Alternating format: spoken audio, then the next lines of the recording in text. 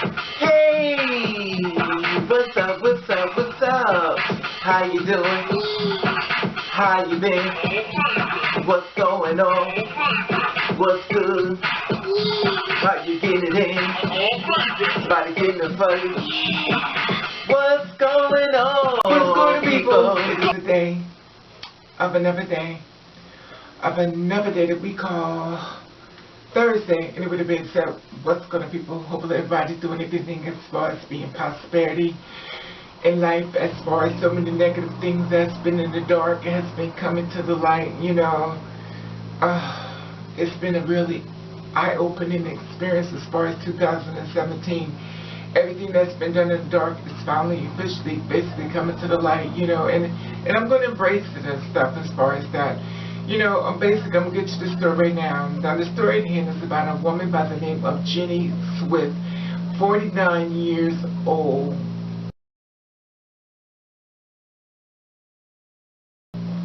Okay. Now, when she was locked up inside a prison in HMP in Dorchester. Anyway, I'm going to show it over to you. You can see the video in reference to what happened to her. Check this out. Jenny Swift, 49 years old, believed to be the third trans prisoner to have killed herself a little over a year.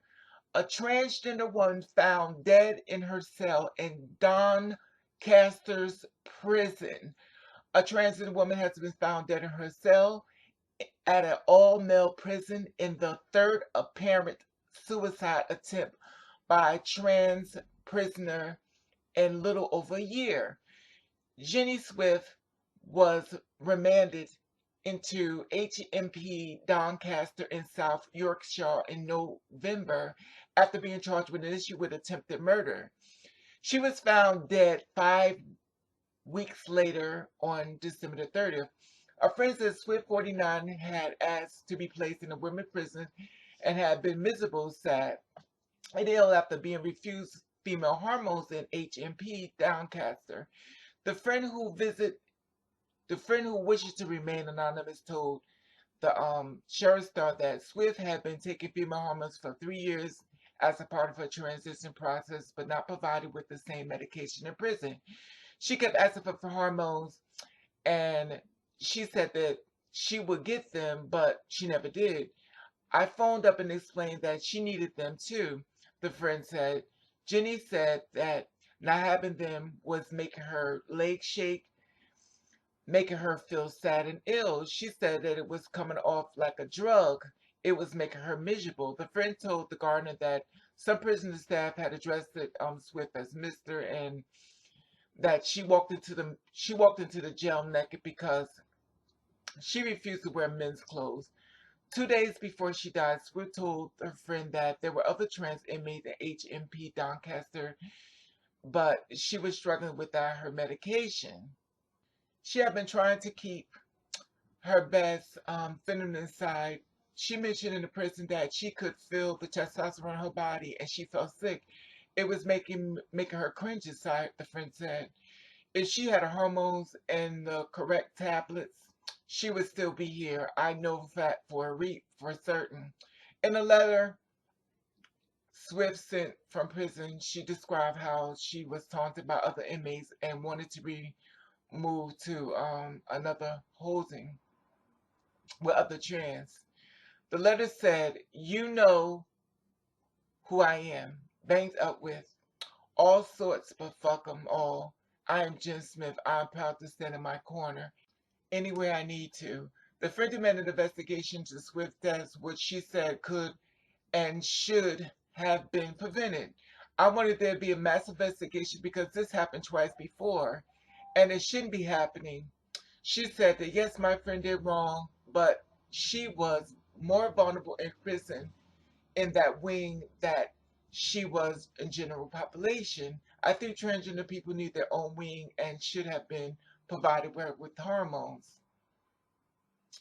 It is understood that she's been using non-prescription drugs when she arrived at the prison and had been in contact with HMP Doncaster healthcare team about the medication. Other sources denied that she had refused to move to women's prison. And those discussions were ongoing when she died. And in late 2015, two transgender women were found dead in men's prison in the space of the month. You know, something is definitely going on out there. All I can say is rest in peace. Okay, you see that?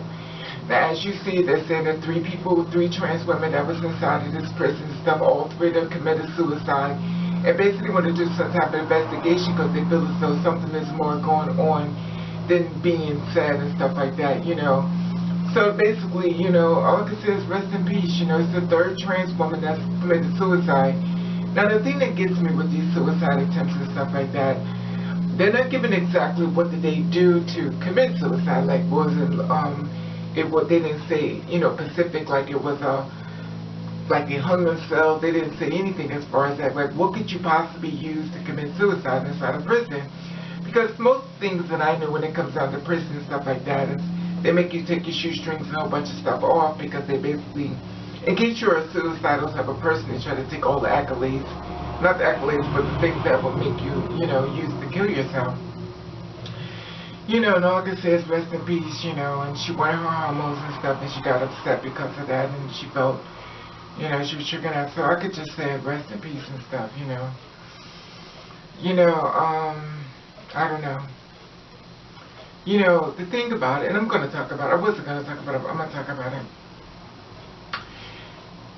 I understand we live in the world we live in and stuff like that, and I have had people that's on my comments and stuff like that, you know, made negative comments and stuff like that, and I'm not talking about the new people, I'm talking about the older people as far as that.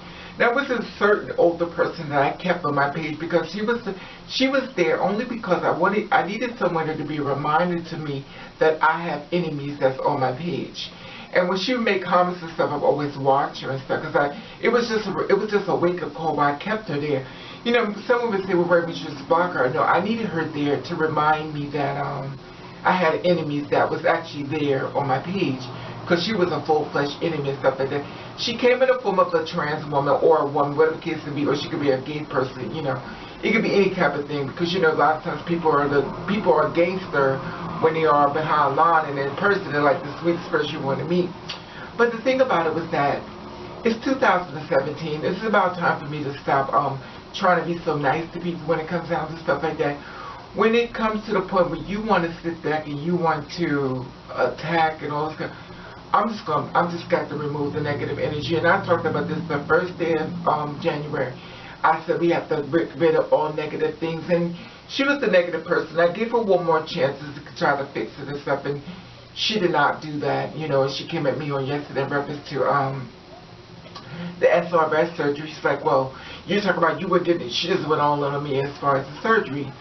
Now, what I decide to do with my body is my business, stuff like that. And she was like, well, you want to do all the stuff like that. But the thing about it was that I enjoyed her comment, and I needed that because she woke me up for what I was doing. I have this thing when I don't want to deal with people as far as being negative, I close my eyes to it. And I think I'm going to start opening my eyes. When people start doing things to me as far as being negative and stuff, I'm not going to attack you. I'm not going to go after you. But I'm going to remove you from my page and stuff like that because it's not worth it. It's not worth it. Here's another woman that's committed suicide and stuff like that. And, you know, the one thing I do know, the gangster bullies online, the gangster online bullies, they're like the toughest thing. But the thing about it is that they'll go in a place that people will safe to attack. They'll go into the LGBT or the trans people, they'll attack them. But they won't go into the ones who attack us. You know, but it's just a reminder what I need to do as far as myself. And it was much appreciated and stuff. And she was someone I needed. And the one thing I can tell you about me, when people I know who are against me, God already lets me know way before they think. I just sit back and watch it. Because I watch everybody. And I always say you on my page, I say, I don't trust you. And it's directed to the ones they know who they are. I don't trust them. Because I know why they're there. You may think they're there because they are working with us, but they're actually there trying to be against us. It's the same thing as far as, you know, with the Kimberell thing, as far as now the news Shirley season thing. Thing about it is that I know what you're doing. See, my communication with God is a whole lot different than many others think. And the thing about it is that my communication is very strong, and I have to try to find a message to talk to some of you as far as living in your truth, being true to who you are. And I learned when people go against God and tell them that they're going to hell and stuff like that, that is called divide and conquer. Because if you're the kind of person who listens to gospels and stuff like that, they want you to stop that. They want you to get mad at God. They want you to start questioning your sexuality. They want you to start backsliding and moving further away from God. Because the only way to destroy you, they have to make you feel weak and broken. So the one power that they have is the gospel, because we all connected within the music. So basically these gospel things that's becoming about and going about is going to re-deter you from your spiritual being as far as your connection with God. So don't listen to them. Because the whole thing is to turn you away.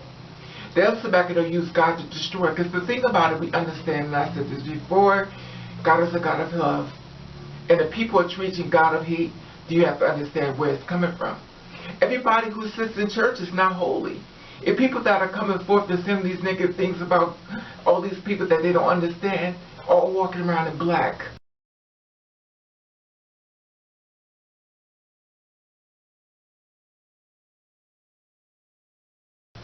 What is being brought to the light is being God's word. God is showing you what he wants you to see. He wants you to see these people that you're running around playing music and celebrating them are not for you. They are against you. I'm showing you to stop looking at these people feeling as though they're there for you, because they're not.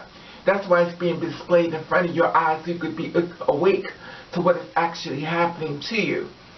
And like I said before, I appreciate the Lord. And I will not turn my back on the man that says my left that sits me in front of you.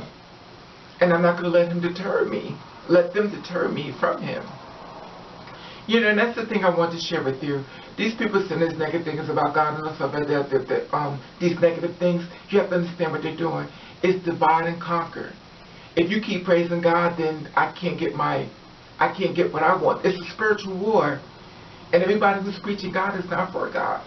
It's very much a spiritual war. So like I say, stay prayed up. Stay close to God. Stay prayed up. Stay close to God. Stay humble. Stay prayed up. Stay close to God. Let them get that off. Don't retaliate. Let them get that off. Just stay prayed up. Stay close to God. Stay humble. Anyway, that being said, I just want to share that with you and let you know that I love you. And I want to thank you for watching. Castorade.